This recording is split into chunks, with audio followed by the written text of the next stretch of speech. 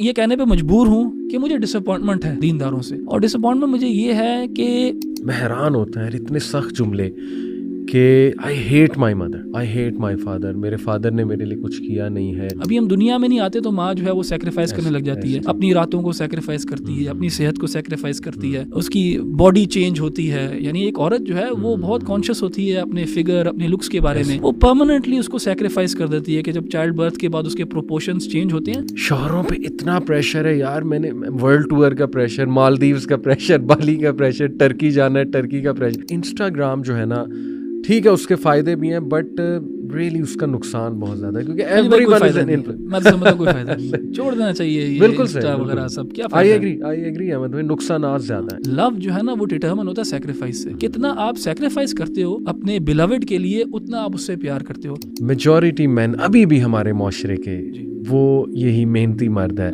Middle class मर्द है, वो फैमिली का सोचता है, वो अपनी चीज़ें नहीं खरीदता, वो ईद के लिए गिफ्ट लेने जाता है तो अपनी कम लाता है, बल्कि शायद लाता ही नहीं है। कई चीज़ें वो अपनी पुरानी चला रहा होता है और वो फैमिली का सोच रहा होता है। जो लोग कारोबार में इन्वॉल्व हैं, जॉब मार्केट को जानते हैं, they know how difficult it is in this day and age to earn a हलाल लिविंग। जितना अब मटेरियल प्रेशर, फाइनेंशियल प्रेशर अब है, इतना कभी नहीं रहा पहले। बिल्कुल है। कभी भी ये वाली नेसेसिटीज नहीं थी। आजकल बड़े प्रेशर में है मर्द, और मेरे पास बहुत आते हैं, some even cry, not exaggerating, when they tell me things। मर्द जो है ना वो बहुत थोड़े में भी रह लेता है, कोई मसला नहीं, उसको कुछ नहीं चाहिए, आराम से हम रह सकते हैं। ये तगो-दो किस चीज़ के लिए? अपनी औलाद के लिए, अपने घर वालों के लिए है। तो ठीक है, कवाम तो वो है, तो इसका ये मतलब तो नहीं है ना कि वो इम्यून है हर चीज़ के लिए। स्ट्रेस के लिए भी इम्यून है, प्रॉब्लम्स के लिए भी इम्यून है, और वो फील ही नहीं करेगा, उसके कोई इमोशंस ही नहीं है। अगर इंसान एक, चाहे उसके पास बहुत ज़्यादा पैसा ही क्यों ना हो, लेकिन सारा वक्त उसकी ख्वाहिशात जो है वो बढ़ती रहती है, तो वो गरीब है।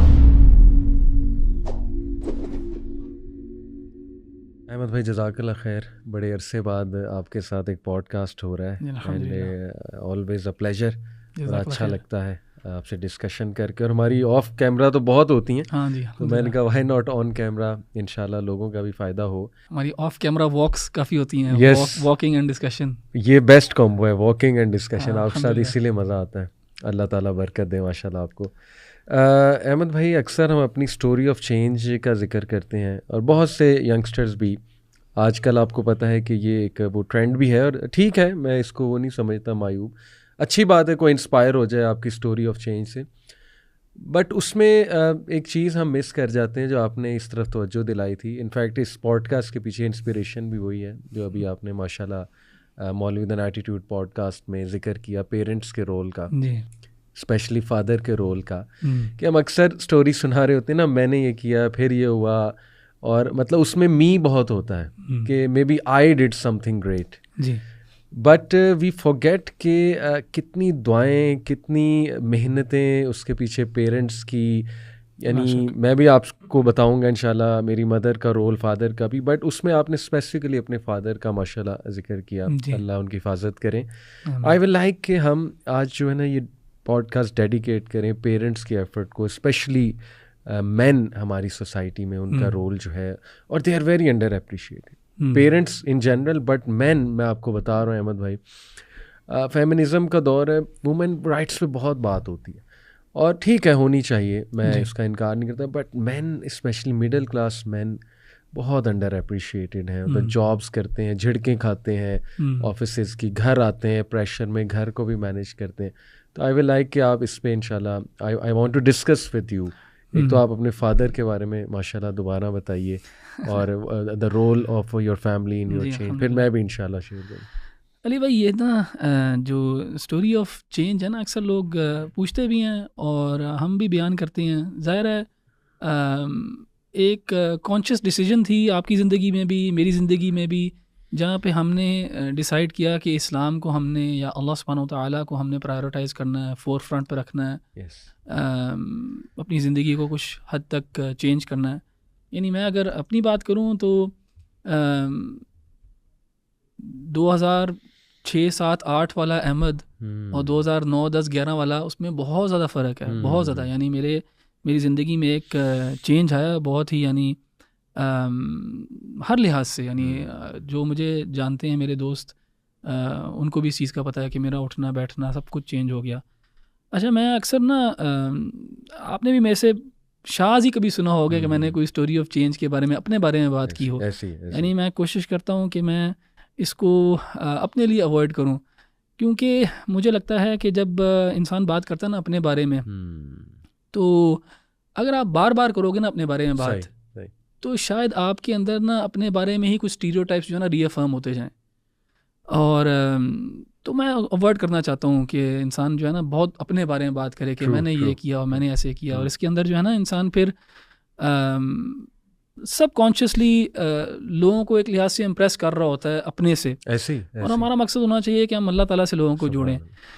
और उसमें एक और पहलू जो है वो ये होता है कि हम अल्लाह ताला की जो तौफीक है उसको भी थोड़ा सा अंडरमाइन करते हैं, और ख़ास तौर पे जो हमारे वालिदैन ने रोल प्ले किया होता है उसको भी। अब ठीक है, हर किसी के सर्कमस्टांसेस डिफरेंट हैं, सब्जेक्टिव हैं, आपके डिफरेंट हैं, मेरे डिफरेंट हैं, कोई और होंगे उनके डिफरेंट हैं। किसी के वालिदैन ने बहुत ज़्यादा रोल प्ले किया होगा, एक्सप्लिसिट रोल प्ले किया होगा, किसी के वालिदैन ने इम्प्लिसिट रोल प्ले किया होगा। लेकिन जब बच्चा दुनिया में आता है ना, तो जो उसको माहौल मिलता है ना, उसमें सबसे ज़्यादा इन्फ्लुएंस जो है ना वो वालिदैन का होता है कि किस किस्म का माहौल उसको मिलेगा।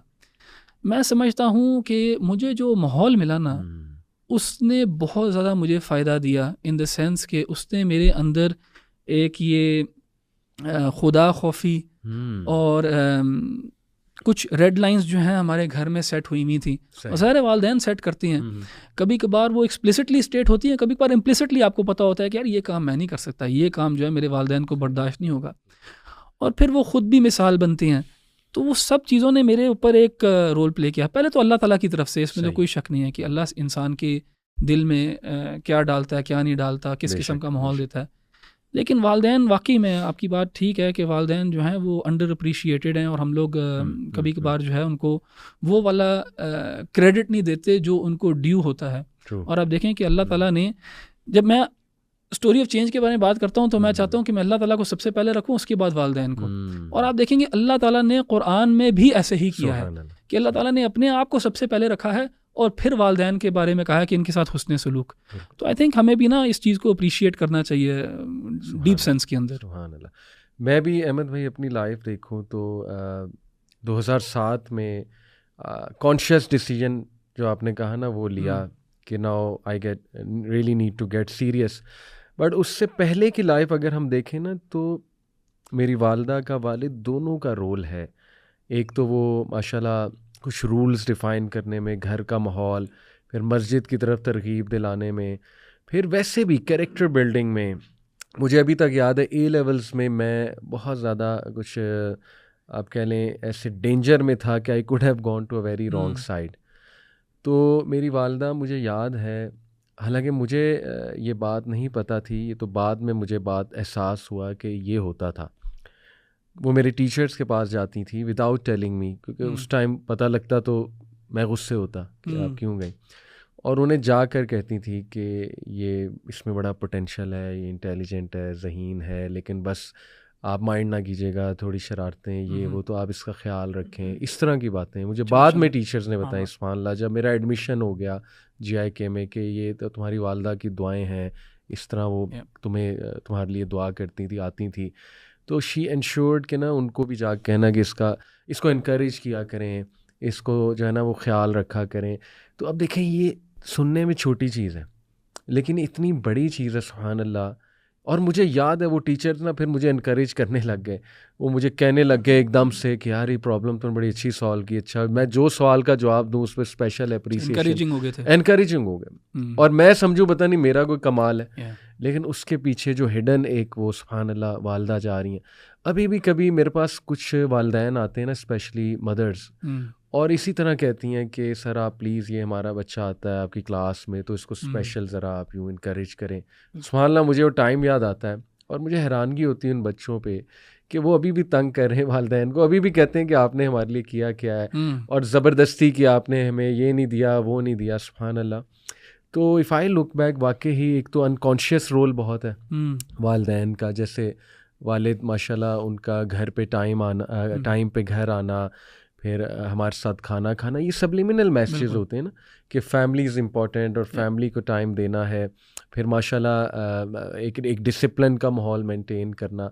तो यू आर एब्सोल्युटली राइट कि ये चीज़ें हम इग्नोर कर रहे होते हैं कि ये कतरा कतरा कतरा कतरा वो चीज़ डल रही होती है। और उसके बाद फिर अल्लाह की तरफ से एक वो एवरीवन हैज़ देयर टाइम, एक अल्लाह की तरफ से आता है और फिर ये होता है। तो आप भी कुछ ये जो अपनी वालदा की बात बताई ना, जी जी, देखें कितना सिंसियर लव होता है पेरेंट्स का बच्चों के साथ, यानी और बच्चों को भी ये रियलाइज़ करना चाहिए, ख़ास तौर पे अपने टीन एज ईयर्स के अंदर, जहाँ पे इस चीज़ को सबसे ज़्यादा आई थिंक बच्चे जो है ना वो एक्सप्लॉइट करते हैं इस लव को और अंडरमाइन करते हैं अपनी हरकतों से।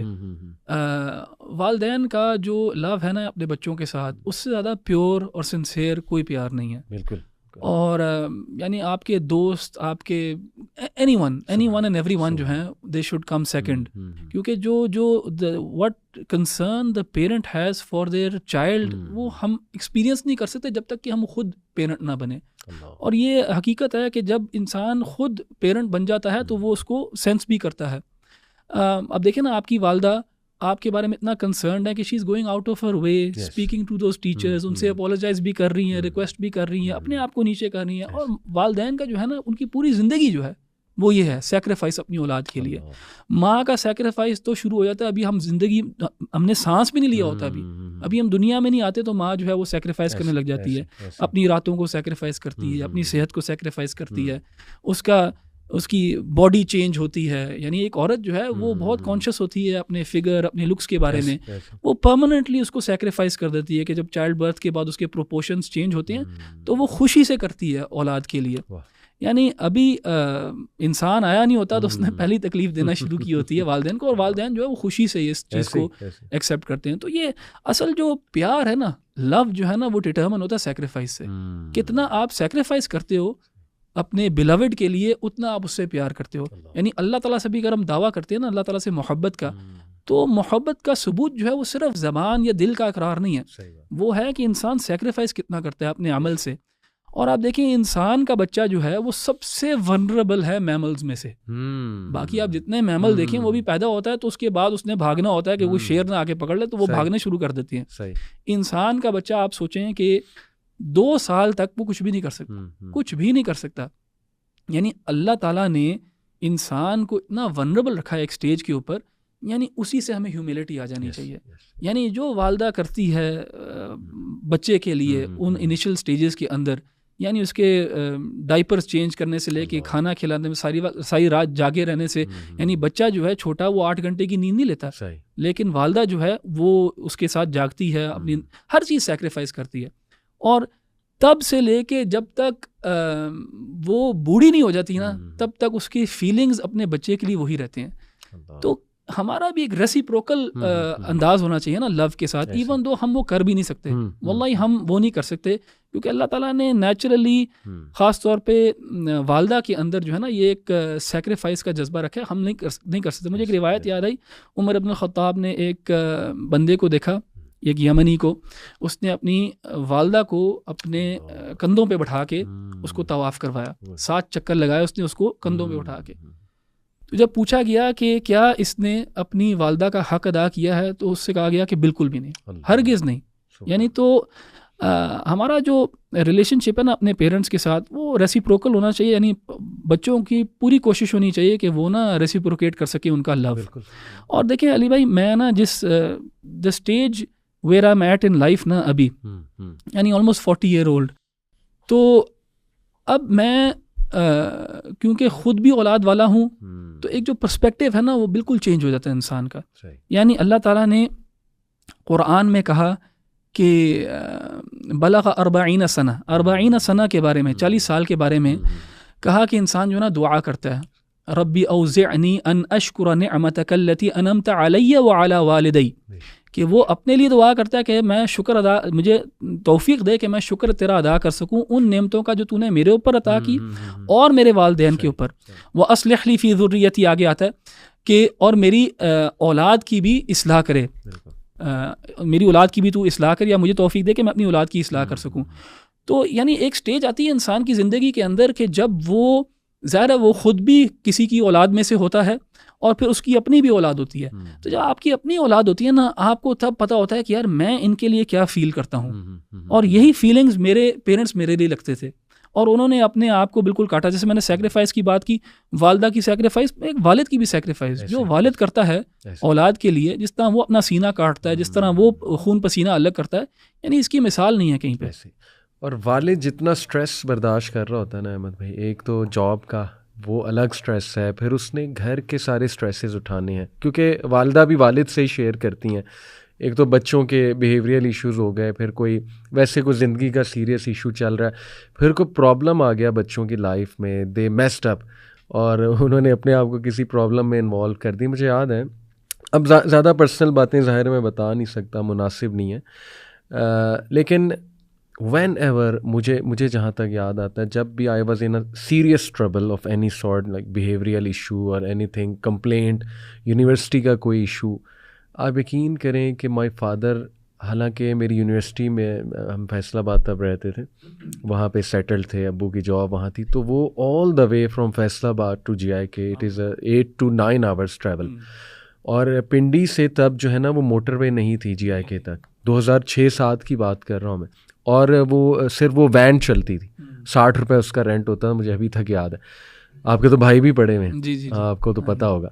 तो वो उसमें बैठ के, सुभान अल्लाह, इट इज़ अनइमेजिनेबल कि एक बंदा, एक छोटा सा मसला, यानी ऐसा कोई बड़ा मसला नहीं है।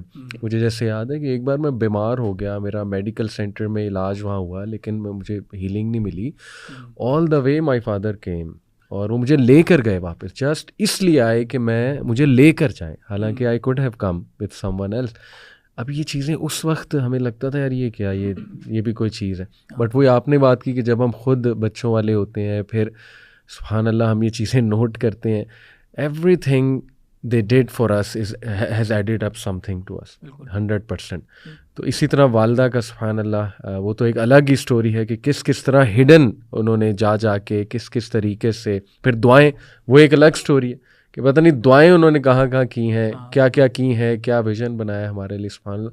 तो बाकी यार आजकल मैं देखता हूँ ना, लोग हर एक को क्रेडिट दे देते हैं, लेकिन वालिद को, वालिदा को, और बड़ी कंप्लेंट्स हैं। भाई आज की जनरेशन जो है ना, मैं हैरान होता है यार, इतने सख्त जुमले कि I hate my mother, I hate my father, मेरे फादर ने मेरे लिए कुछ किया नहीं है, ऐसी शिकायतें मुँह पर, और छोटी छोटी बातों पर कि मेरे अब्बू टॉक्सिक हैं, मतलब वो इस तरह की बातें करते हैं, डांट डपट करते हैं, ये वो। मुझे बहुत दुख होता है कि इतने हार्श जुमले, व्हाट हैज़ हैपेंड, ऐसा क्या हुआ है कि इस तरह, और दे फॉरगेट एवरीथिंग, कि मेरी फ़ी कौन दे रहा है, मेरे लिए सेक्रीफाइस कौन कर रहा है, मेरे ज़िद को कौन बर्दाश्त कर रहा है, मेरी शरारतों का। आपने भी जिक्र किया था ना कि यू आर वेरी, आपकी भी शिकायतें बड़ी आती थी स्कूल से, तो उस टाइम देखें पेरेंट्स ने कैसे सब्र के साथ हमें डील किया। कोई और होता वो तो कहता कि चलते बनो यहाँ से। अली भाई, मेरा जैसे मैंने कहा ना, अल्लाह ताला ने घर ऐसा दिया और घर वालों ने माहौल इस किस्म का क्रिएट किया कि मुझे हमेशा ना कुछ रेड लाइन्स हमारे लिए तय थी। उसके बाद मैंने अपने वालिद साहब को ना, मैंने अपने वालिद साहब के अंदर बड़ी क्वालिटीज़ देखी। As a very young boy ना, मैंने देखा उनके अंदर कंसिस्टेंसी, डिसिप्लिन, नमाज के लिहाज से मैंने उनके अंदर बड़ा एक डिसिप्लिन देखा हमेशा। उस चीज़ ने मुझे बड़ा इंस्पायर किया। लेकिन मेरी अपनी जो तबीयत या नेचर जो है वो इस किस्म की थी कि मैं बड़ा स्ट्रॉन्ग हेडेड था, और बस जो मेरा दिल करता था मैंने वो करना होता था। जब मेरे दिल में या ज़हन में कोई बात आ गई तो मैं उस पर अड़ जाता था। तो मैंने भी ना, जैसे ये जो स्कूल ईयर्स होते हैं, ख़ास तौर पे O लेवल A लेवल में, मैंने बहुत ज़्यादा तंग किया वालिदैन को। यानी डायरेक्टली नहीं, इन द सेंस कि मैंने शरारत बहुत की, और बस वो स्कूल में इस किस्म की हरकतें करना कि स्कूल वाले भी तंग आए होते थे, और घर फ़ोन कर देना उन्होंने। मैं 2-3 दफ़ा तो उन्होंने मुझे स्कूल से सस्पेंड कर दिया। हाँ, तो इस किस्म की हरकतें मुझे बस होता था कि मुझे कोई डेयर करता था कि यार ये करके दिखाओ, तो मैं वो करके दिखाता था। फिर इस किस्म की ना, मतलब वो एक बचपना होता था। वालिदा के साथ भी मेरा तब भी और अभी भी ना, मेरी आदत ये है कि अगर मुझे भूख लगी हो या मुझे नींद आ रही हो तो मैं थोड़ा अनरीजनेबल हो जाता हूँ। तो स्कूल से आना, मुझे भूख लगी होनी, तो वालिदा ने अगर कुछ कह देना तो मैंने आगे से झट जवाब देना, बदतमीज़ी करनी। ये चीज़ें जो है ना, इन चीज़ों ने मुझे मैं जिस वक्त दीन पे आया हूँ ना, उसने इन चीज़ों ने मुझे बहुत ज़्यादा मेरे अंदर ना एक सेंस ऑफ गिल्ट और रिग्रेट डाला। मेरे जो स्कूल ईयर्स थे ना, उसमें मैंने बहुत ज़्यादा शरारत की, और यहाँ तक कि मेरे स्कूल वाले जो हैं मेरे फादर को डायरेक्ट मोबाइल पे फ़ोन करके कंप्लेन करते थे। एंड सारे किसी को भी नहीं अच्छा लगेगा इस तरह, अगर उनकी ना आप अपने प्रोफेशन में और सोसाइटी में एक रिस्पेक्टेबल आदमी हो और आपको जो है ना इस तरह टीचर्स फ़ोन करके कंप्लेन कर रहे हैं। तो मुझे उस टाइम पे भी इन चीज़ों की ना तकलीफ़ थी। और मैं जब यूनिवर्सिटी गया ना, ख़ास तौर पे जब मैं बाहर गया, तो उस वक्त मेरे अंदर ये रियलाइजेशन पहली दफ़ा आई थी कि यार अब ना ये मुझे मेरे ऊपर एतमाद करके ना मुझे भेज रहे हैं और मुझे सपोर्ट कर रहे हैं, मेरे पे एतमाद करके मुझे भेज रहे हैं। हालांकि मेरी हरकतें इस किस्म की थी कि कोई भी पेरेंट होता वो कभी भी ना भेजता अपने बच्चे को इस तरह बाहर, लेकिन उन्होंने मुझे भेजा। लेकिन मुझे इस चीज़ का बड़ा गहरा एहसास था। तो उस चीज़ ने भी मुझे ना स्ट्रेट एंड नैरो पे रखा। उसने भी मुझे ना काफ़ी ज़्यादा, मेरे अंदर ये एहसास था कि यार मैंने ना अब I have to do good to them. तो ये चीज़ें हैं। अब मैं समझता हूँ कि मैं अपने स्टूडेंट्स को भी जब पढ़ाता हूँ, कुरान की आयत से भी हम गुजरते हैं, तो मैं इस चीज़ पे ना वक्त गुजारता हूँ।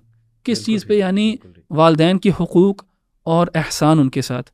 क्योंकि मुझे लगता है कि मैंने ख़ुद इसको इस लेवल पे प्रैक्टिस नहीं किया जिस पे मैं शायद खुश हूँ। और इंसान अपनी गलतियों से सीखता है और दूसरों को चाहिए कि वो इंसान बाकियों की गलतियों से सीखें। तो मैं चाहता हूँ कि मैं अपनी गलतियों से सिखाऊँ हमारे नौजवानों को, और उनको रियलाइज़ कराऊँ कि यार बहुत ज़्यादा चीज़ें हैं जो आपको भी नज़र ही नहीं आ रही। बहुत ज़्यादा चीज़ें उनको अभी नज़र ही नहीं आ रही। यानी हम बहुत एक छोटा जो है ना पिक्सल देख रहे होते हैं और उससे वालिदैन को जज कर रहे होते हैं। बहुत बड़ी पिक्चर जो आपने देखी ही नहीं है। आपको पता ही नहीं था कि जब आप इस दुनिया में भी नहीं आए थे तब आपके वालिदैन को क्या परेशानियां थी।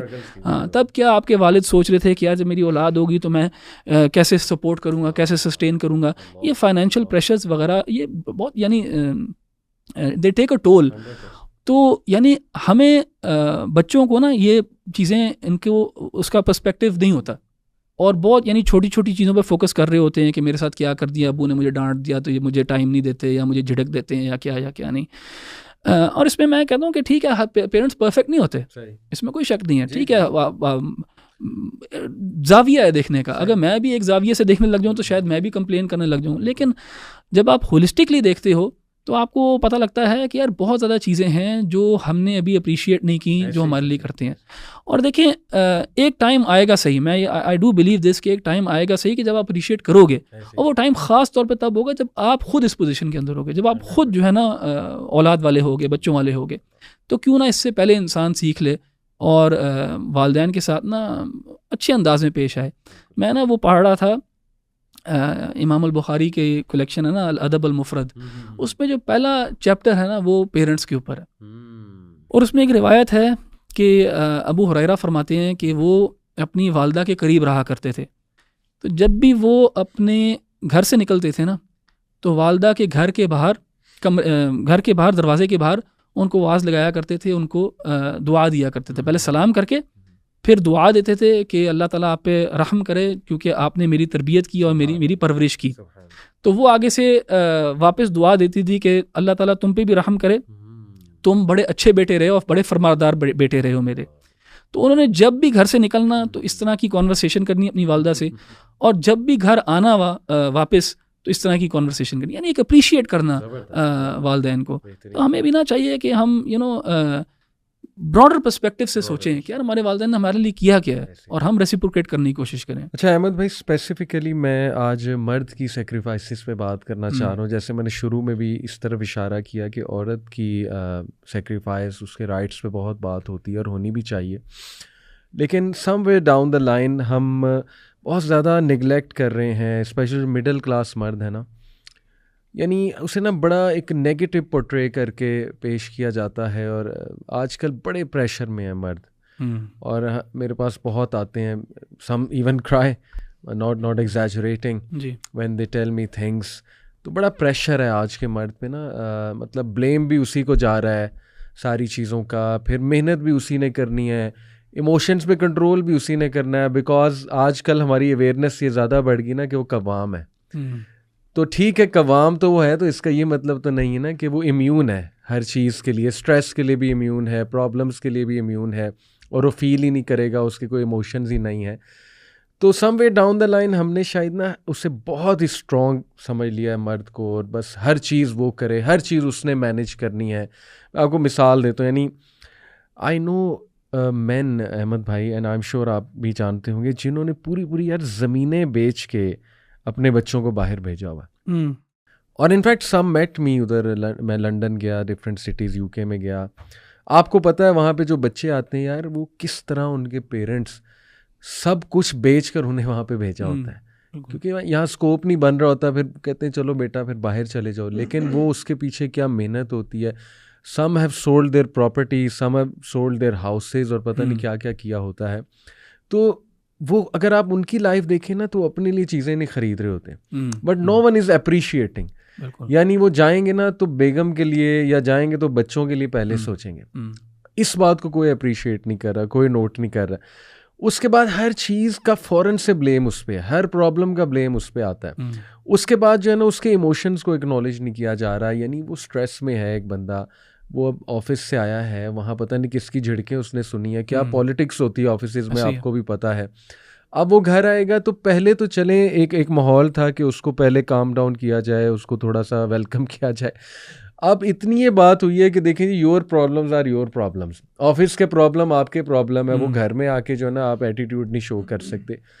ठीक है, लेकिन वो बेचारा फिर कहाँ एक्सप्रेस करे, उसको कहीं पे चैन नहीं आ रहा है, थकन बहुत ज़्यादा है, और lots of demands from him, lots of demands always, he is under stress कि कोई चीज़ डिमांड हो रही है। यानी आजकल ये भी बहुत है, और ठीक है होना चाहिए एक हद तक कि उसकी वो डिमांड बहुत है कि आप बहुत ज़्यादा एक्सप्रेसिव नहीं है, आप बॉन्डिंग नहीं इतनी ज़्यादा करते। अब पता नहीं उसके जहन में क्या क्या चल रहा है, क्या क्या कैलकुलेशंस चल रही हैं। लव लैंग्वेज बदल जाती है शादी के बाद। अगर वो आपके लिए चीज़ें कर रहा है, आपको फैसिलिटेट कर रहा है, ये उसकी लव लैंग्वेज है, उसकी एक्सप्रेशन ऑफ लव है। ज़रूरी नहीं कि वो लवी डवी बॉन्डिंग आपके साथ शुरू कर दे, या ज़रूरी नहीं है कि वो बहुत एक्सप्रेसिव हो जाए। तो इतना कुछ उसको उसके सामने रखा जा रहा है ना। What do you think Ahmed भाई? मेरे तो ख्याल में कि इस पे बात होनी चाहिए। अली भाई, सूरा कुरैश में ना अल्लाह सुब्हानहू तआला ने ना अपनी दो बहुत बड़ी नेमतों का जिक्र किया, जिसको हम फॉर ग्रांटेड लेते हैं, और अगर हम उसके ऊपर गौर करें ना कि अगर वो दो नेमतें ना हो ना तो क्या हाल होगा। और वो हैं रिज़्क और अमन। सही। रिज़्क और अमन, दो चीज़ें। आप देखें गज़ा में अल्लाह ने यही दो चीज़ें इनसे ली, रिज़्क ले लिया, अमन ले लिया। यानी एक कहत साली, भूख, फैमिन, स्टारवेशन का सिनारियो बन गया, और अमन ले लिया कि खौफ, इनसिक्योरिटी, डेथ।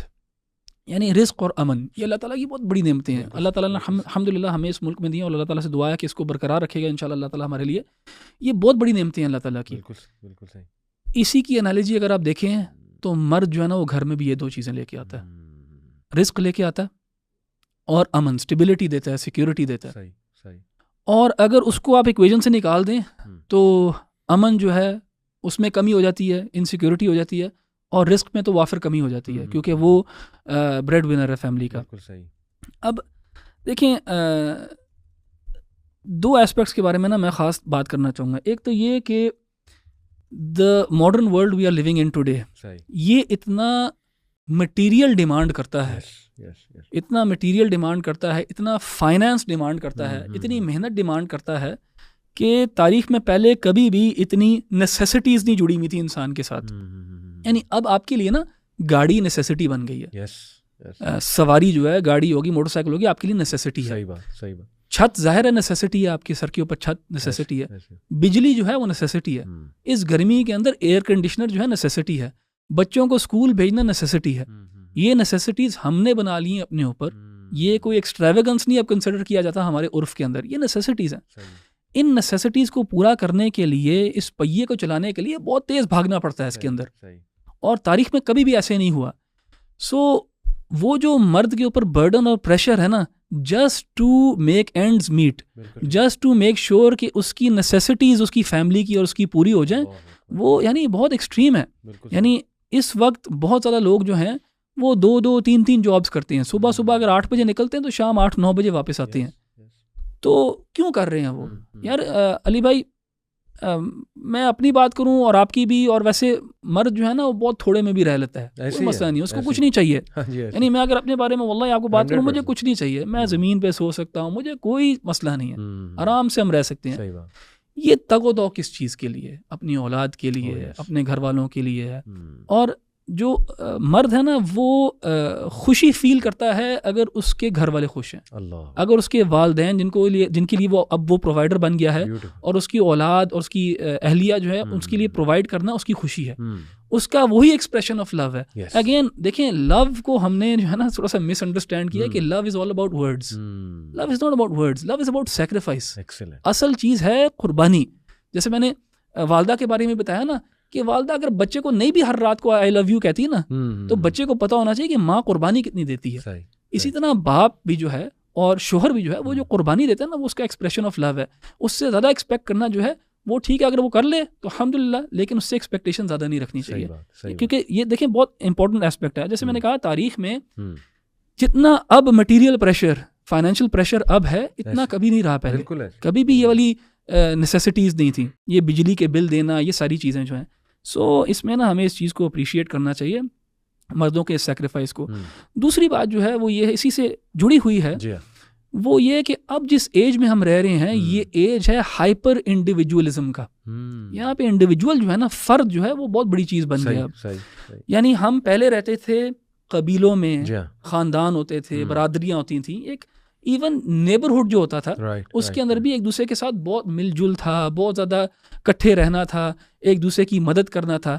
अब हाइपर इंडिविजुअलिज्म है, अब हर जो न्यूक्लियर यूनिट है फैमिली का, बस वही है। अब इस सर्कमस्टांस के अंदर अगर बाप की छत ऊपर से उतर जाए ना तो बहुत मुश्किल होता है। आप उन लोगों के बारे में सोचें, और मेरे ज़हन में मिसालें हैं हमारी फैमिली में भी और दोस्तों में भी, जिनकी छोटी उम्र में ना उनके वालिद जो है ना वो इंतकाल कर गए, और वो छत जो है जब सर से उठती है ना, तो फिर दुनिया डिमांड करती है कि वो बच्चा जो है ना वो एडल्ट हो जाए एकदम, और कोई भी हाथ नहीं पकड़ाता, अपने हाथ नहीं पकड़ाते। अली भाई, ये जिनके साथ ये हुआ वो इसको बखूब अप्रिशिएट कर सकते हैं कि अपनों का भी रवैया जो है वो चेंज हो जाता है। ये आज का ज़माना इस किस्म का है, ज़माना इस किस्म का है कि प्रेशर्स इतने ज़्यादा हैं। अपना हाउस होल्ड संभालने के लिए मर्द को इतना ज़्यादा प्रेशर है कि वो अपने भाई के बच्चों के बारे में क्या सोचे। और तारीख में हमारे यहाँ क्या रहा है, हमेशा हमारी रिवायत कैसी रही है, बल्कि हमारे रसूलुल्लाह सल्लल्लाहु अलैहि वसल्लम की मिसाल क्या है। वो जब पैदा हुए उनके वालिद नहीं थे उनके सर पे, लेकिन किसने वो रोल प्ले किया? उनके दादा ने, और वालिद नुमा रोल ही प्ले किया। उसके बाद दादा जब हटे तो फिर चचा ने, ये चचा भी अगर अबू तालिब भी उसी रसूलुल्लाह सल्लल्लाहु अलैहि वसल्लम की जवानी में अगर फौत हो जाते तो फिर और चचा थे रसूलुल्लाह सल्लल्लाहु अलैहि वसल्लम के पास, पूरा कबीला जो है वो ख्याल रखा करता था। अब इस तरह नहीं है, और हम ब्लेम भी बहुत ज़्यादा नहीं करते, क्योंकि हालात इस किस्म के क्रिएट कर दिए हैं, इस इकोनॉमी ने, इस सिस्टम ने इस किस्म के हालात क्रिएट कर दिए हैं कि वो बाप जो है ना वो अपने बेगम बच्चों का कर लेना तो बड़ी बात है। हर कोई अपना ही फिर सोच रहा है। सो इस सर्कमस्टांस में जहाँ पे उसके ऊपर इतनी ज़्यादा प्रेशर्स हैं कि उसने he has to make ends meet, वो नेसेसिटीज़ पूरी करना, तो उसको अप्रिशिएट करना बहुत ज़रूरी है। क्योंकि अगर ये नहीं होगा ना तो हमने देखा है कैसी डिस्पैरिटी क्रिएट हो जाती है। कजन्स के अंदर बहुत डिस्पैरिटी क्रिएट हो जाती है, जिनके वालिद हयात थे और जिनके वालिद जो हैं वो अल्लाह ताला ने जल्दी ले लिए। तो देखें क्या फ़ायदा उस चीज़ को अप्रिशिएट करने का जब वो छिन जाए। बिल्कुल ऐसे ही, क्या फ़ायदा? बिल्कुल ऐसे। इंसान के पास अगर उसके वालिदैन हयात हैं, जिंदा हैं, उसके लिए आगे पीछे तगो-दो कर रहे हैं, तो यानी इससे प्योर लव नहीं है, क्योंकि ये सेक्रीफाइस जो आपके लिए कर रहे हैं ना कोई भी नहीं करेगा, कोई भी नहीं करेगा। और अल्लाह ना करे कि अल्लाह ताला किसी को उसकी ज़िंदगी में दिखा दे कि कोई करता है कि नहीं करता। ऐसे ही है। अहमद भाई देखें, मर्द, आई अंडरस्टैंड गैर जिम्मेदार मर्द होते हैं, और उसमें हमने कई बार बात की है। मेरे I can name list of podcast मेरे, स्पेशली आंटी आसिया के साथ, उसमें हमने कई बार वुमेन राइट्स पे बात की है, मर्दों की गैर जिम्मेदारी पे बात की है। बट देखिए, हर कोई ऐसा नहीं होता है। मेजॉरिटी मैन अभी भी हमारे माशरे के वो यही मेहनती मर्द है, मिडिल क्लास मर्द है, वो फैमिली का सोचता है, वो अपनी चीज़ें नहीं ख़रीदता, वो ईद के लिए गिफ्ट लेने जाता है तो अपनी कम लाता है, बल्कि शायद लाता ही नहीं है। कई चीज़ें वो अपनी पुरानी चला रहा होता है और वो फैमिली का सोच रहा होता है। तो फिर आज देखें, इंस्टा का दौर है। I will really like to highlight this. अब इंस्टाग्राम जो है ना, ठीक है उसके फ़ायदे भी हैं बट रियली उसका नुकसान बहुत ज़्यादा है क्योंकि एवरीवन इज एन इन्फ्लुएंसर। मैं तो समझता कोई फ़ायदा नहीं है, छोड़ देना चाहिए ये बिल्कुल इंस्टा सही, वगैरह सब, क्या आई फ़ायदा एग्री अहमद भाई, नुकसानात ज़्यादा हैं। यानी you are seeing influencer, specially वहाँ पे ना वुमेन इन्फ्लुएंसर्स बहुत ज़्यादा हैं। ठीक है, गुड फॉर देम, अल्लाह ताला उन्हें तरक्की दे अगर अच्छा काम है। बट देखें एक मिडिल क्लास औरत घर बैठ के वो चीज़ देख रही है, उसमें ख्वाहिश आती है कि मतलब हमारे भी यही क्लास ऑफ लाइफ हो और हमारा भी यही लाइफस्टाइल हो, एक हिर्स, गंदी सी हिर्स पैदा हो जाती है, पैदा होती है। फिर मर्द पे प्रेशर आता है, फिर उसका रवैया ख़राब होता है मर्द से, और इतना अंडर अप्रिशिएटेड है। मैं आपको बता रहा हूँ कि स्टैटिस्टिक्स मेरे सामने खुले हुए हैं कि 1 out of 5 men in Pakistan are at serious risk of depression. यानी 20% of men because of being underappreciated, because they have pressure from everywhere. Family को प्रोवाइड करना है, फिर अगर जॉइंट फैमिली सिस्टम है और वो नहीं कर पा रहा, मतलब अलहदा सिस्टम नहीं दे पा रहा है, तो फिर उसका उस पर अलग एक प्रेशर है। और वाइफ भी नाराज़ है, वालदा भी नाराज़ है, फिर वो एक टसल में है, फिर वो सैंडविच हुआ हुआ है बेचारा। फिर हार्ट जो डिजीज़ है उसका रिस्क ज़्यादा मेन में है। ये तो WHO ओवरऑल ग्लोबली मैं आपको बता रहा हूँ, और पाकिस्तान में भी सुभान अल्लाह प्रेवलेंस ऑफ एंग्जाइटी, डिप्रेशन 21.7% जो है ये मेन में पाई जाती है। वुमेन में भी बहुत हाई है, बट उसकी रीजंस और है। यहाँ पे जिस रीज़न की वजह से मैं कह रहा हूँ, that is the home pressure, जो सोसाइटी का एक जो है ना वो प्रेशर आता है। सुभान अल्लाह, मैं अपने वालिद की ज़िंदगी देखूँ, because I really want to highlight this. मेरे दादा जो है वो फ़ौज जब हुए तो अब्बू सबसे बड़े भाई थे, और अब्बू उस वक्त जो है वो तकरीबन I think he was in his 30s, और उनकी जॉब लगी थी माशाल्लाह, अच्छी जॉब लगी थी। और मेरे अब्बू बहुत हम्बल बैकग्राउंड से हैं, क्योंकि मेरे जो दादा हैं, दादी, उन्होंने हिजरत की इंडिया से, और मेरी दादी के तो इनफैक्ट भाई कत्ल हुए हैं, शहीद ही कहेंगे इंशाल्लाह, अल्लाह कबूल करे। यानी 47 पार्टीशन के टाइम पे। यस मेरी दादी और मेरे दादी के भाई वो जिंदा बचे थे, बाकी उनके बहन भाई जो उन्हें मार दिया गया था। इतनी मतलब वो स्टोरी उनकी है, ग्राफिक स्टोरी है। एनीवे, तो बड़ा एक ज़ीरो से स्टार्ट था। तो मेरे वालिद के माशाल्लाह जो है ना वो 6 बहन भाई हैं, और बहनें जो है वो 8 बहन भाई, बहनें 5 हैं और भाई 2 हैं। तो सबको अल्हम्दुलिल्लाह मेरे वालिद ने सारा अरेंजमेंट, उनकी पढ़ाई, क्योंकि जब दादा फौत हुए तो सबसे बड़े वो ही थे, पढ़ाया माशाल्लाह, उसके बाद शादियां की अल्हम्दुलिल्लाह। और इसमें मैं वालदा को भी अप्रिशिएट करूँगा, मेरी वालदा ने साथ दिया। यानी आपको पता है कि आजकल कैसे, वही बात है, इंडिविजुअलिज्म का दौर है आजकल, तो शोर डल जाएगा आजकल, कोई ऐसा थोड़ी करने देगा। तो ये भी नेकी है मेरी वालदा की कि उन्होंने माशाल्लाह सपोर्ट किया इसमें फुल। और आज हम देखते हैं अहमद भाई कि उनकी जो दुआएं हैं ना, और माशाल्लाह अल्लाह जिस तरह से निज़ाम चला रहा है, अल्लाह ने बहुत दिया, बड़ा सक्सेस दिया वालिद को। मेरे वालिद तो आते हैं कि अपने वालिद को रिक्शे पे ले जाने का किराया नहीं था उनके पास, TB थी मेरे दादा को, तो अब्बू सुभानअल्लाह उन्हें गोद में या कंधे पे उठा के, हॉस्पिटल करीब ही था वहाँ सांदा में, इस तरह भी ले जाते थे, और वो जाते हुए उन्हें दुआएं देते थे। मेरे दादा नज़ीर नाम रहोगे, नज़ीर तू बहुत तरक्की करेगा। तो वो दौर सुभान अल्लाह अब देखने को नहीं मिलता। लेकिन मैं आपको बता रहा हूँ, मेरी फुप्पुएँ, मेरे चाचू इतनी रिस्पेक्ट करते हैं अब्बू। अब्बू सख्त से सख्त बात भी कर जाए ना, गुस्सा है उनका जाहिर है, लेकिन वो इस बात पे कि यार नहीं, दिस इज़ द पर्सन, ये फादर हमारे लिए बड़ा यानी सैक्रिफाइस किया। Today it's gone, today no one appreciates. वो देखते नहीं है। आजकल ये शिकायतें जी कि नहीं ये तो एक्सप्रेसिव नहीं है, ये तो हमारे साथ बॉन्डिंग नहीं करते, ये सोचते नहीं है, बड़ा नहीं सोचते हैं, इनका विजन नहीं है। भाई क्या मतलब विजन नहीं है? एक बंदा मेहनत कर रहा है, एक बंदा जो है वो अपने उसने बहुत सी चीज़ें देखनी है अहमद भाई, उसने एक चीज़ नहीं देखनी है कि बस पैसा ही मैंने लेकर आना है। पता नहीं वो क्या क्या इंटरनल बैटल्स लड़ रहा है वो बंदा। तो आई थिंक कि ये इस पे बात होनी चाहिए, और मैं गुजारिश करूँगा अपनी बहनों से कि अप्रिशिएट किया करें अपने हस्बैंड्स को, और देखा करें कि वो उनकी एक्सप्रेशन ऑफ लव ये इट इज़ प्रोवाइडिंग। जैसे आपने कहा, ये बड़ी बात है कि यार उसे खुशी होती है, जितना खुशी उसे फैमिली को इकट्ठा देख के होती है, फैमिली बॉन्डिंग देख के होती है, खुश देख के उसको खुशी होती है कि मेरी बहनों की मेरी बेगम के साथ बनती है, उसके लिए बहुत बड़ी खुशी की बात। मेरी वालदैन की मेरी वाइफ के साथ बनती है, और उसको दुख होता है इन इश्यूज़ पे ना, बहुत ज़्यादा स्ट्रेस होता है, और प्रोवाइड करके उसे स्पेशल जो है ना वो बहुत ज़्यादा अहमद भाई खुशी होती है। एक ना अली भाई ये तस्वीर मैंने देखी थी, बड़ी पावरफुल, शायद आपने भी देखी हो, कि एक बंदा है, बड़े कद का जैसे बाप हो और उसने हाथ पकड़ा हुआ है छोटे बच्चे का जी जी, और वो कमर से दिखाया हुआ है कि उसके ना जिस्म के हिस्म जो है ना वो मिसिंग है और उसके बच्चे में लगे हुए हैं। मतलब ये बड़ा पावरफुल इमेज है जो डिपिक्ट करता है कि बाप जो है ना जिसे लिटरली कहते हैं अपना पेट काट के ना बच्चों को पालता है, यानी वो he gives himself to his wife and children उस तरह। तो इससे बड़ा एक्सप्रेशन ऑफ लव क्या हो सकता है।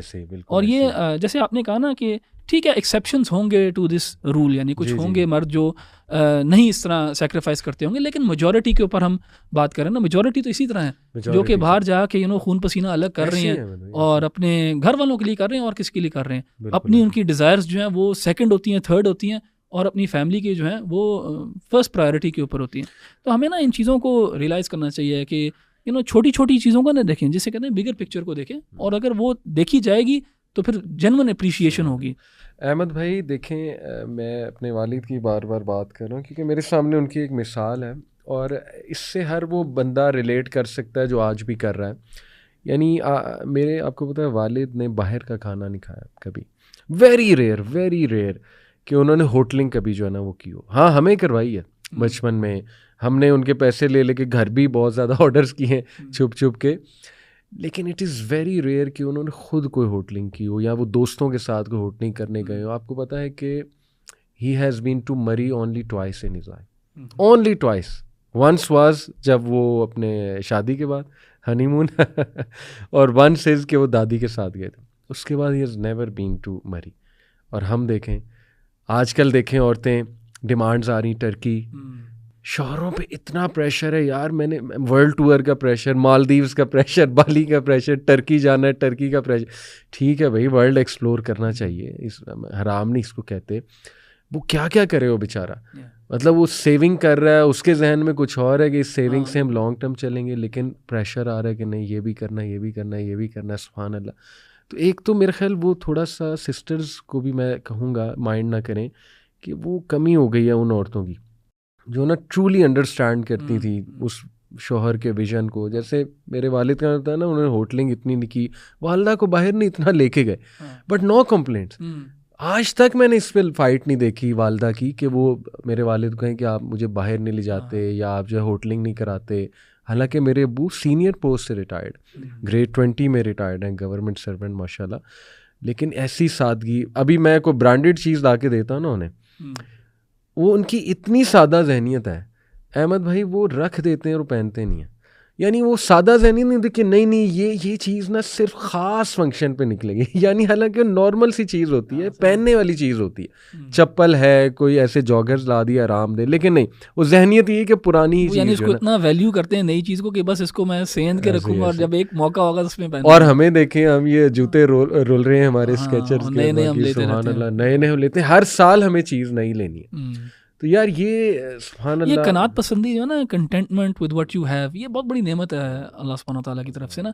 यानी रसूलुल्लाह सल्लल्लाहु अलैहि वसल्लम ने भी ना गिना को, यानी रिचनेस को कहा कि वो असल में है जो रिचनेस ऑफ द हार्ट है। यार अगर इंसान एक, चाहे उसके पास बहुत ज़्यादा पैसा ही क्यों ना हो, लेकिन सारा वक्त उसकी ख्वाहिशात जो हैं वो बढ़ती रहती हैं, तो वो गरीब है। अल्लाह, यानी वो जो है ना उसका दिल गरीब है, क्योंकि सारा वक्त उसकी ख्वाहिशात जो है ना वो हमेशा ऊपर है और उसकी जो हैसियत है, उसकी बाइंग पावर जो है वो नीचे है।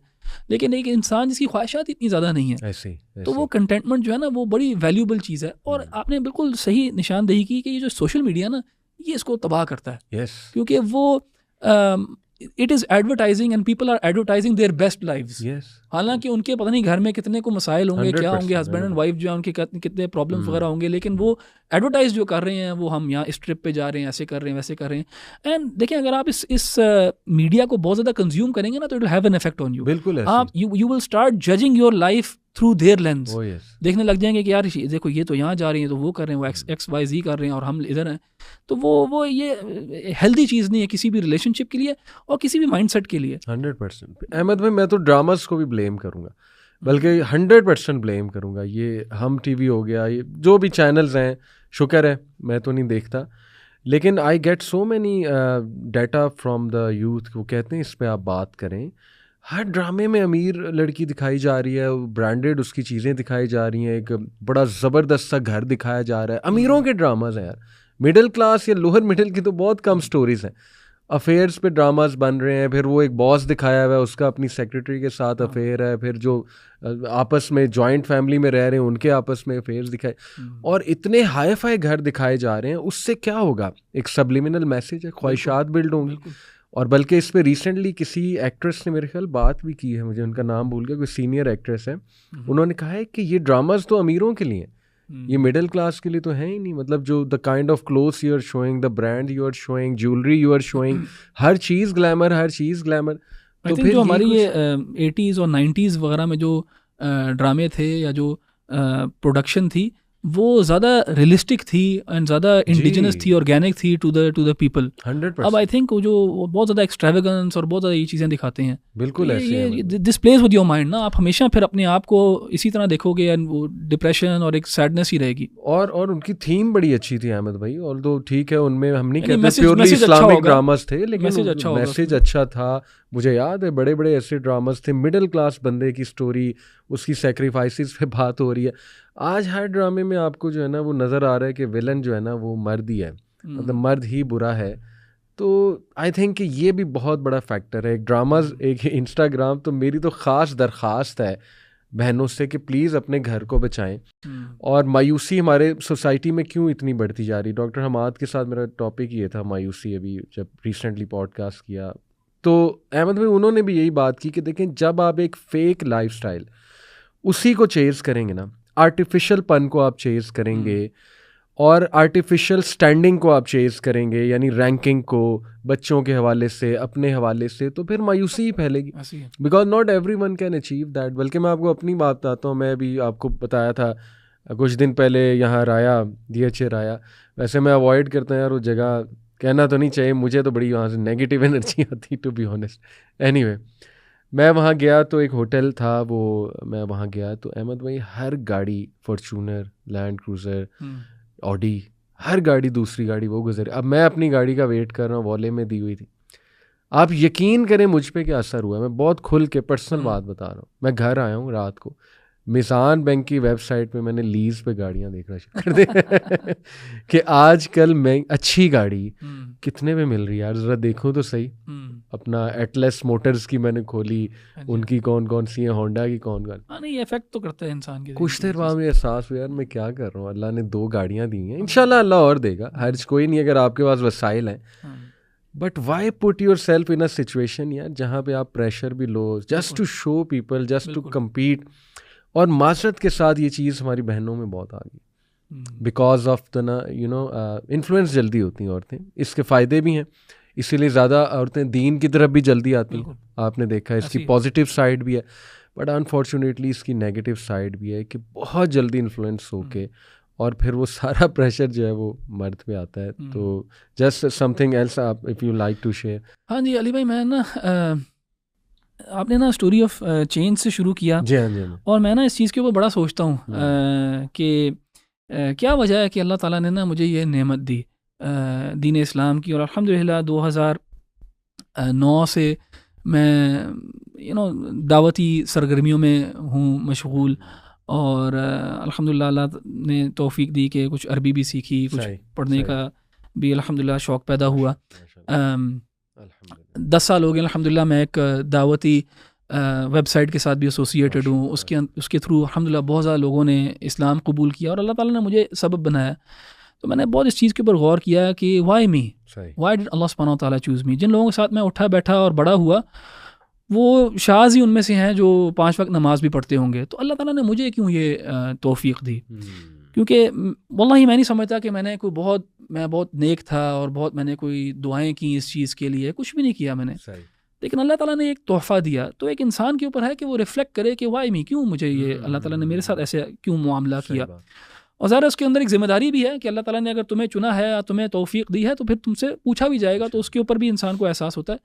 लेकिन मैं जब गौर करता हूँ ना तो वल्लाही अली भाई मेरी ना अपनी कोई नेकी नहीं है, लेकिन मैं तो इसको पेरेंट्स की तरफ ही एट्रीब्यूट करता हूँ, और ख़ास तौर पे 2 चीज़ों की तरफ। एक ये वालिद का सेक्रीफाइस, और सेक्रीफाइस से मुराद मेरी ये है कि वो तो सेक्रीफाइस सब भी वालिदैन करते हैं, वालिद करता है, लेकिन हलाल खिलाना, हलाल कमाना और हलाल खिलाना अपनी औलाद को। यानी मैं समझता हूँ कि मेरा दीन पे आना जो है ना, वो अल्लाह ताला ने मुझे तोहफ़ा नहीं दिया, मेरे वालिदैन को तोहफ़ा दिया। यानी उनके लिए सदका जारिया जो है ना, अल्लाह ताला ने उसका एहतिमाम किया है। और मुझे भी अल्लाह ताला ने इसमें आज़मा लिया कि मेरी नीयत क्या है क्या नहीं है। तो मैं समझता हूँ कि एक बाप का ख़ास तौर पे इस दौर के अंदर, एंड वल्लाही जो लोग कारोबार में इन्वॉल्व हैं, जॉब मार्केट को जानते हैं, they know how difficult it is in this day and age to earn a हलाल लिविंग। हलाल लिविंग यानी हराम कमाना और खाना जो है ना, उसमें कोई इतना मुश्किल नहीं है, कोई मुश्किल नहीं है। झूठ बोलना, इधर से पैसे उधर करना, ये बहुत आसान काम है। हलाल जो है ना, वो वाकई में चैलेंज है। और अगर एक बाप जो है वो ख़ुद अपने फ़राइज़ दीनी पूरी करे और फिर अपने लेन देन के मामले में, कारोबार में हक हलाल कमाए और खिलाए ना लुकमा, तो वल्लाही उसकी बरक़ात जो है ना, वो अनमैच्ड हैं अल्लाह ताला के यहाँ। अब हमारे यहाँ भी अली भाई, मुझे भी अब अल्हम्दुलिल्लाह काफ़ी अरसा हो गया है दीनदार लोगों में उठते बैठते हुए। मैं इसको ये कहने पे मजबूर हूँ कि मुझे डिसअपॉइंटमेंट है दीनदारों से। अच्छा। और डिसअपॉइंटमेंट मुझे ये है कि नेकी का तसव्वुर जो है ना, वो सिर्फ नमाज में है, बहुत ज़्यादा उम्रा करने में है, बहुत ज़्यादा हज करने में है, और एक ब्लाइंड स्पॉट क्रिएट किया हुआ है कारोबार के लिहाज से। बहुत मैं तो खुद बहुत देखे हैं मैंने, जिनके कारोबारी मामलात के अंदर ना प्रॉब्लम्स हैं। ऐसे ही कारोबारी मामलात के अंदर, लेन देन के मामले के अंदर, पैसे के मामले के अंदर प्रॉब्लम्स हैं। पैसे के मामले के अंदर वो जो है ना, उनके कदम डगमगा जाते हैं, उसके अंदर जो है ना कॉम्प्रोमाइज़ कर लेते हैं। तो मेरा तो खैर एक जाविया जज करने का फ़र्क हो गया है। मैं दाढ़ी की लेंथ से या टोपी से या शलवार टखनों से ऊपर होने से या कितने उम्रे किए हैं माशाल्लाह, या किस तरह अरबी बोलते हैं, उससे वो तो मैं समझता हूँ कि अब मेरे लिए वो यार्ड स्टिक नहीं है दीनदारी की, या कोई इंसान जो है ना नेक है कि नहीं है। असल चीज़ है कि आपने उसके साथ मुआमला किया है, किस किस्म का मुआमला उसने किया है, लेन देन उसके कैसे हैं, कितना वो सच बोलता है, कितना नहीं बोलता। ये बहुत इम्पोर्टेंट पैरामीटर है। और देखिए अली भाई, वो सूरह कहफ में भी आता है ना, वकान अबूहुमा सालिहा, कि उनके वालिद नेक थे तो अल्लाह ताला ने ना औलाद का ख्याल रखा। तो अगर हम एज पेरेंट्स, मैं पेरेंट्स को ये मैसेज दूंगा, अगर हम चाहते हैं ना कि हमारी औलाद नेक हो, तो आप जो मर्ज़ी कर लें, इन द सेंस कि आप इनको हिफ्ज़ करा लें, अरबी सिखा लें, जो मर्ज़ी कर लें, अगर आप हलाल लुक़मा उनके पेट में नहीं डालते ना, तो उसका कोई फ़ायदा नहीं है। और हमने देखा, बहुत देखे हमने, जिन्होंने बहुत मेहनत की अपनी औलाद के साथ, लेकिन it didn't turn out the way they wanted. तो अल्लाह ताला पे छोड़ें, तफवीद करें अल्लाह ताला की तरफ कि अल्लाह ताला तू मेरी औलाद को संभाल, तू इनका ख्याल रख। और अल्लाह ताला तब करेगा जब आप अल्लाह ताला के साथ मुखलिस होगे, यानी जब आपका मामला जो है ना वो बिल्कुल सही होगा ना अल्लाह ताला के साथ, तो तब अल्लाह ताला जो है ना, Allah will go out of his way for your children. Ali भाई, मैं अपने आप को ये याद दिलाने के लिए ना, यानी मेरे लिए ना, अब देखें मैं भी एक ब्रेड विनर हूँ अपनी फैमिली के लिए, और मेरे अंदर भी बड़ी टेम्पटेशंस होंगी कॉर्नर्स कट करने के लिए, बात सही ना करने के लिए, पैसे इधर से उधर करने के लिए। जब आप काम करते हो तो आपके पास ये अपॉर्चुनिटीज़ आती हैं, और शैतान हर किसी के साथ जुड़ा हुआ है, चाहे वो दाढ़ी वाला हो या ना हो। तो वल्लाही मैं अल्लाह ताला के डर के बाद ना, मुझे डर होता है कि यार मेरी औलाद कैसी निकलेगी अगर मैं इनके पेट में जो है ना इस किस्म का लुकमा डालूँ। और हमें एज पेरेंट्स हमें ना इस चीज़ का डर होना चाहिए। मैं तो वल्लाही जो नमाज मैं घर में पढ़ता हूँ ना, मैं अपने बच्चों के कमरे में पढ़ता हूँ। ख़ास तौर पर जब सो रहे होते हैं ना, मैं बच्चों के कमरे में नमाज़ पढ़ता हूँ, क्योंकि मुझे अब अल्लाह ताला ने मुझे औलाद दी है ना, मुझे है कि अल्लाह ताला मुझे इनके थ्रू ना आजमाई कभी। यानी बड़ी कमज़ोरी है औलाद जो है, इंसान के लिए बहुत बड़ी नेमत भी है, लेकिन बहुत बड़ा अल्लाह ताला ने इसको फितना भी कहा ना कि इसके थ्रू आजमाता है अल्लाह ताला। तो मैं वल्लाही मैं नमाज उस कमरे में पढ़ता हूँ जब वो बच्चे सो रहे होते हैं ना, मैं उस कमरे में पर्पसफुली नमाज पढ़ता हूँ, क्योंकि मुझे एक सेंस ऑफ रिस्पॉन्सिबिलिटी, एक सेंस ऑफ तकवा मुझे फ़ील होता है, और मुझे एक आजी फ़ील होती है अल्लाह ताला की, हाँ कि यार अब मैं इनको कैसे मैं इनकी तरबियत करूँ, मेरे पास कंट्रोल नहीं है पूरा। तो मैं I want to be good with God, ताकि वो इनको ख्याल रखे। और किसी को क्या पता ज़िंदगी का अली भाई, हम चले जाएं। और मैंने आपको बयान किया कि आजकल का ज़माना इस किस्म का है कि अगर ऊपर से वो छत ख़राब हो जाती है, घर उजड़ जाता है, और वो साया नहीं रहता ना अगर बाप का, तो आगे पीछे कोई कोई कुछ नहीं करता, कोई भी नहीं। यानी ये कोई वो नहीं है कि कोई नेगेटिव कमेंट नहीं है, ये रियलिटी है, ये स्टेटमेंट ऑफ फैक्ट है। तो मुझे है कि यार मैं अगर अल्लाह ताला के साथ सही रहूँगा ना, अगर अल्लाह ताला ने मुझे जल्दी बुला भी लिया ना, तो वो ख्याल रखेगा इनका। तो पहली बात ये वालिदैन के लिए ना कि बाप जो है ना उसकी नेकी और उसकी हलाल कमाई वो जो है ना वो औलाद को सही रास्ते पे रखेगी। दूसरी चीज़ जो है ना वो है माँ की दुआ। माँ जो है ना, माँ जिस तरह दुआ करती है, जिस तरह जो फीलिंग रखती है ना अपने दिल के अंदर बच्चे के लिए, और दुआ से मुराद वो नहीं है जो सिर्फ ज़बान पे आए, दुआ से मुराद वो है जो दिल में जो है ना माँ बच्चे के लिए जो चाहत रखती है। तो अल्लाह ताला भी जो है ना वो भी इस चीज़ की लाज रखता है कि वालदा जो है ना वो दुआ कर रही है अपनी औलाद के लिए। मुझे ना अली भाई काफ़ी देर बाद ये बात पता लगी, मेरी वालदा ने ना अलहुदा ज्वाइन किया। 2000 अराउंड 2006 आई थिंक उन्होंने ना अलहुदा ज्वाइन किया, और अलहुदा में उन्होंने माशाल्लाह वो पूरा कोर्स वगैरह किया, अरबी सीखी, फिर 2 साल का वो पूरा कोर्स होता है, इस पर कुरान का तर्जुमा भी कराते हैं, फिर उनको कुरान का तर्जुमा भी आना शुरू हो गया। तो उनको अलहुदा में ना एक यंग लड़का जो है ना अराउंड अबाउट माई एज, मेरे से 1-2 साल बड़ा मेरी एज का ना लड़का आके ना पढ़ाया करता था, कुरान पढ़ाया करता था। यहाँ पे अलहुदा ने ना उनको इंगेज किया हुआ था। मेरी वालदा ने मुझे ये बात बाद में बताई, कहती जब वो हम आया था ना, पहली दफ़ा आया था, उसने पढ़ाया था, तो मैंने सोचा अपने जहन में कि मैंने अपने बच्चों के साथ कितनी ज़्यादती की कि मैंने उनको इस तरह नहीं बनाया, या मैंने उनके लिए नहीं किया। तो उनके ना दिल से जो है ना एक दुआ निकली, और वल्लाही मैं समझता हूँ कि वो दुआ जो है ना वो अल्लाह ताला ने मेरी वालदा की सुनी और मेरे अंदर वो पूरी की, और मुझे उम्मीद है कि अल्लाह ताला वो उसको इसी तरह रखेगा। तो ये 2 चीज़ें जो है ना वालिदैन के लिहाज से, यानी वालिदैन परेशान होते हैं औलाद के लिए, और इसमें कोई शक नहीं है, लेकिन उनको चाहिए कि अपना मामला अल्लाह ताला के साथ ठीक कर लेंगे ना, तो यार अल्लाह ताला पालनहार है, अल्लाह ताला जो है ना वो उनकी औलाद की ना किफ़ालत करेगा इंशाअल्लाह। बहुत बहुत खूबसूरत जी, बारकल्लाह फीक। पेरेंट्स की रिस्पेक्ट और पेरेंट्स को अप्रिशिएट करना, और पर्टिकुलरली आज मैन को हमने डिस्कस किया, मर्द को सिस्टर से मेरी गुजारिश है कि प्लीज़ अंडरस्टैंड करें उसकी स्ट्रगल्स को, अप्रिशिएट करें उसको इंशाल्लाह। बाकी मर्दों को भी चाहिए और ज़िम्मेदार हों इंशाल्लाह ताला, but please consider him a human being, he is not. वहम का मतलब ये नहीं है कि अब वो कोई एलियन है या उसके को ना जज्बात है ना कुछ और है। तो अंडरस्टैंड दीज थिंग्स। और लास्टली जो आपने कहा कि मर्दों को चाहिए नेक और हलाल का लुक, वेरी इंपॉर्टेंट। बहुत शुक्रिया, जज़ाकल्लाह खैर, अस्सलाम वालेकुम।